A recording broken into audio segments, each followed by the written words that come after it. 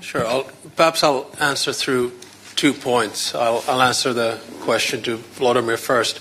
I think we need to get our facts right. When you look at support for Ukraine throughout this war, Europe stands, as Commission President Ursula von der Leyen said earlier, at about 134 billion euros, more or less.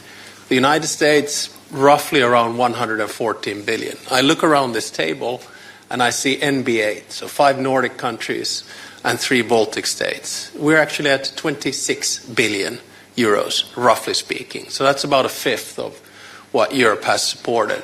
So yes, to a certain extent in the future, we're going to have to take more responsibility, but to get bogged down in who has given more, I think is the wrong tack. The second point I have to make, it's not only about the material support, it's also about having skin in the game or having some kind of a plan. I think Norwegian Prime Minister Jonas Gahr Støre put it quite well earlier when he said that we Europeans can't complain our way to the negotiating table. And my worry is that in the past 2 weeks, when we've seen a shift in the transatlantic partnership, and you'll know that I'm an avid transatlanticist, we have to wake up to a new reality. And then the question is, how do we get skin in the game? How do we get involved? I think a good start is what President Costa has done, is to call a European Council, because right now European diplomacy is rather cacophonic. It's all over the place. That's why I have, together with some colleagues, proposed that we sit down and think about a plan.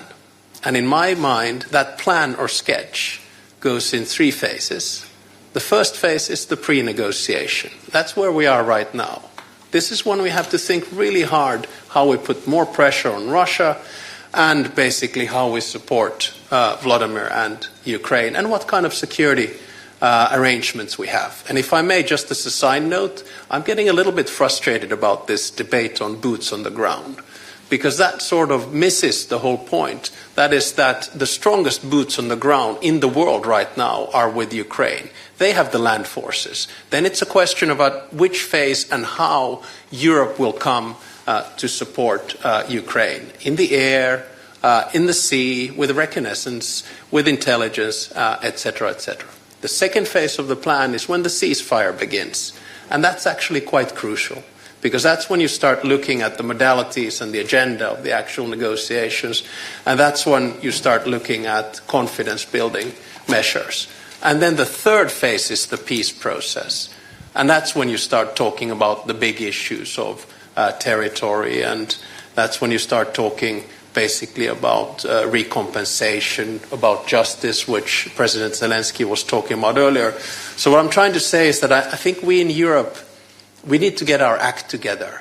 And in order to get an act together, you have to have a plan to the Americans. Because if you don't have a plan to the Americans, you're not going to get involved in negotiations. And right now the negotiations are happening above our heads without any kind of a plan and strategy. That's why I think this meeting has been extremely important. And that's why I think that the next 2 weeks are crucial also about the future of European security.